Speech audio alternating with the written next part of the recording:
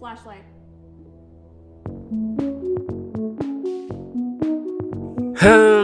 Halo hai Sineas, kembali lagi kita di channel ini dalam cerita film. Oke, film kali ini ceritanya cukup pasaran sih.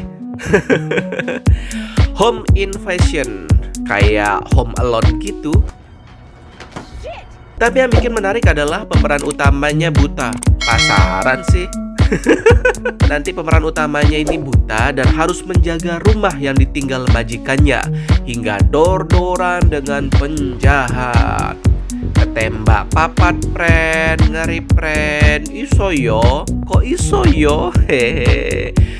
Agak lebay ya.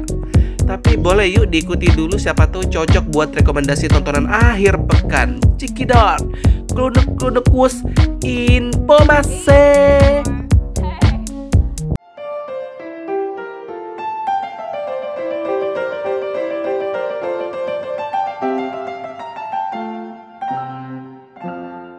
Berjudul See For Me. Aslinya, ini nama aplikasi yang memudahkan orang buta dalam aktivitas kesehariannya dengan dibantu oleh para relawan dari berbagai sumber sebagai mata penglihatan si buta. Open C for me. Welcome to See For Me. Select I am blind or I am sighted. I am blind. Rilis pada tahun 2021 dengan genre crime, drama, misteri, ya itu, disutradarai oleh Randall Okita.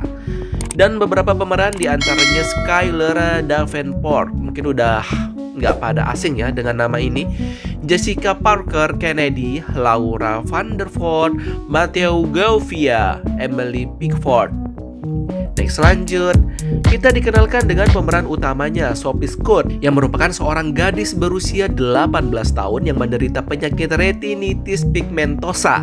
Ini membuat dirinya mengalami kebutaan sehingga karirnya sebagai atlet ski es harus ia kubur dalam-dalam. Meski sebenarnya ada cabang olahraga sama dengan atlet tunanetra, namun Sophie memilih untuk berhenti. Lagi galau nih Sophie. Hari-harinya menjadi super membosankan. Ya iyalah, nggak ngapa-ngapain. Ia tidak bisa kemana-mana dengan kondisi yang seperti itu. Ia hanya bisa melihat kilatan cahaya saja dan mengandalkan suara bunyi. Ini membuat ruang gerak Sophie jadi terbatas. Suatu waktu, ia menerima pekerjaan untuk menjaga seekor kucing dari seorang wanita super kaya. Meski Sophie tidak bisa melihat, sang pemberi kerja tidak keberatan karena hanya mengurus kucing saja dan menunggu rumah. Nah, di sini kita dilihatkan juga nih watak si Sophie yang keras kepala banget dah. Mau nggak mau mamai si Sophie yang ngizinin naik anaknya buat pergi kerja ketimbang Sophie gondok ya toh. Ngamuk banting-banting kok malahan. Akhirnya pergilah Sophie ke kediaman si wanita kaya tersebut yang letaknya di tengah pegunungan bersalju. Mesti ya kayak gitu ya, ada rumah bagus di tengah hutan. Ya, film-film kayak gini. Alasan kenapa ia mempekerjakan Sophie untuk menjaga kucingnya ialah karena wanita kaya yang bernama Debra ini ingin mengambil liburan setelah pening dengan urusan proses perceraian dengan suaminya. Janda baru nih Dap, sugih pula. Ya opo menurutmu, masuk ra? Informasi Nandi.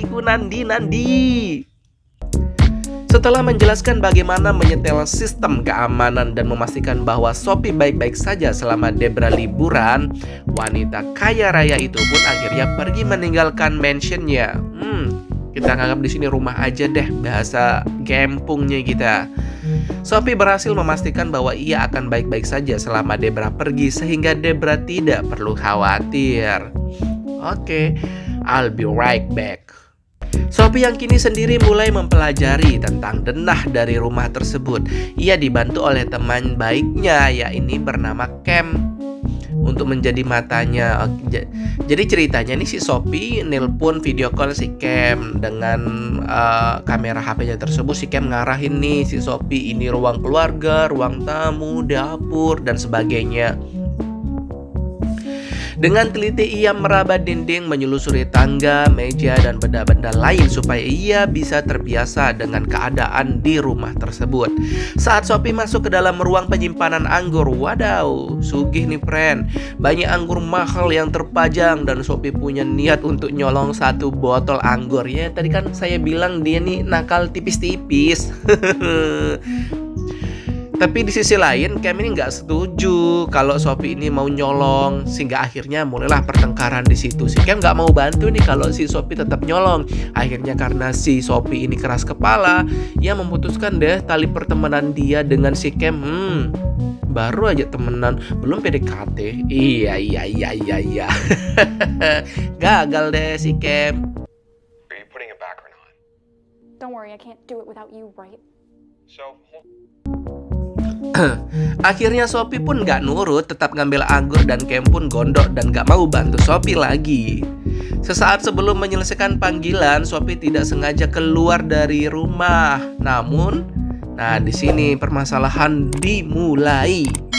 Sophie lupa karena sudah mengaktifkan sistem keamanan rumah. Otomatis jika ada pintu yang terbuka atau jendela yang terbuka, nanti akan menutup atau mengunci secara otomatis.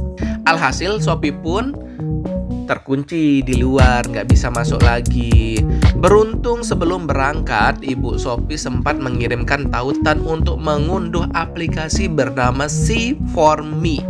Sesuai judul ya friend, yang bisa membantu Sophie melihat dengan konsep yang sama ketika melakukan panggilan dengan si Cas. Pihak dari aplikasi tersebut akan memantau sekeliling Sophie menggunakan kamera ponsel yang Sophie pegang. Petugas yang saat itu menerima panggilan Sophie adalah Kelly. Dia membantu Sophie untuk menemukan akses masuk lainnya. Ketemulah pintu geser rumah kaca yang ada di samping rumah utama. Sophie pun akhirnya memasukkan Kelly sebagai nomor prioritas untuk berjaga-jaga kalau terjadi sesuatu yang urgent dengan dirinya. Karena dia sudah ngerasa klop nih sama si Kelly. Sama-sama ceweknya. Save as priority. Oke, next, malam hari pun tiba. Sophie yang sedang beristirahat samar-samar mendengar suara gaduh dari luar kamar. Ia meraba sekitar untuk keluar guna memastikan dari mana suara gaduh tersebut berasal. Betapa terkejutnya Sophie ketika mengetahui bahwa ada perampok yang masuk ke dalam kediaman Debra. Sophie panik dan kembali masuk kamar untuk mengambil ponselnya. Setelah berhasil mengambil ponselnya, ia segera menelpon Kelly karena Kelly adalah nomor prioritas yang ada di ponselnya si Sophie dan menjelaskan keadaannya. Selain menelpon si Kelly, Sophie pun menelpon 911 atau nomor darurat kepolisian. Kelly segera bertindak. Ia meminta Sophie untuk tetap diam di mana ia berada sampai bantuan datang. Namun Sophie tetap aja keras kepala karena gupuh, karena gugup, karena takut. Gadis itu malah keluar dari ruangan dan akhirnya ketangkap deh oleh si perampok. Wait, Sophie, wait! Wait, Sophie! Total ada 3 perampok dan ketiga perampok itu pun saling berunding bagaimana baiknya. Awalnya mereka akan menghabisi si Sophie pastinya karena nggak mau ninggalin jejak dong. Namun saat mengetahui bahwa Sophie buta, mereka mengurungkan niatnya. Karena percuma saja Sophie tidak bisa melihat mereka. Masalah muncul ketika Sophie mengatakan bahwa polisi akan datang sebab ia sudah menelpon 911 atau 911. Rodok ke Inggris re. Para perampok itu pun lantas cari cara bagaimana untuk menyingkirkan polisi tersebut. Panik dah tuh. Di tengah kepanikan, bisa-bisanya si Sophie menawarkan diri untuk mengecoh polisi yang datang dengan catatan nakal tipis-tipis. Sophie mendapatkan 5% dari total hasil rampokan mereka, yakni uang tunai jutaan dolar yang ada di dalam brankas kediaman Debra. Para perampok itu pun setuju, namun semua jadi tidak terkendali ketika polisi yang sudah sempat akan pergi mendapatkan telepon dari pusat kepolisian mengenai adanya laporan dari si Kelly.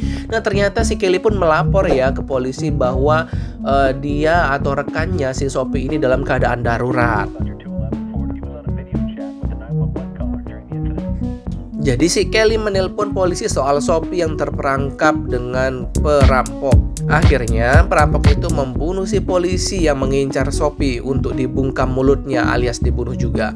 Lewat bantuan Kelly, si operator aplikasi C4Me tadi, mereka berdua akhirnya berhasil melumpuhkan ketiga perampok tersebut, bahkan menghabisi nyawa otak dari perampok itu, yakni Rico yang adalah mantan suami Debra yang mau mengambil uangnya kembali dari mantan istrinya. Jadi ada 3 perampok nih, ternyata 3 perampok ini adalah anak buah si Rico. Nah, si Rico ini adalah mantan suami si Debra yang ingin menguasai hartanya kembali. Nggak rela nih dia cerai tapi nggak dapat apa-apa.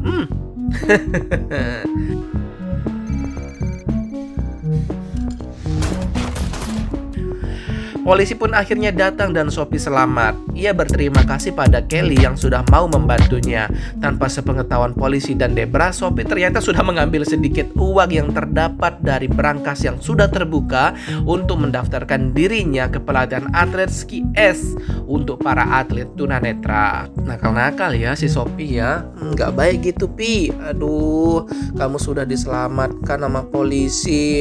Debra pun gak nuntut, malah dicolong duitnya.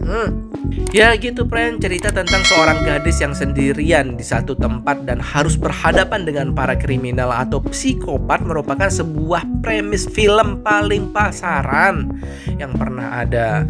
Film-film dengan tema serupa sudah banyak rilis, sehingga munculnya film sejenis C4Me ini bukan jadi hal yang baru dan bisa menarik perhatian banyak penonton. Terlebih lagi, akhir film ini benar-benar random sekali.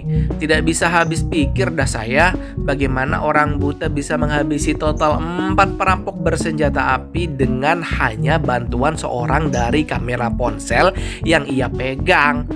Rating pribadi cukup 5 ya untuk si janda kaya Debra. See you, bye-bye.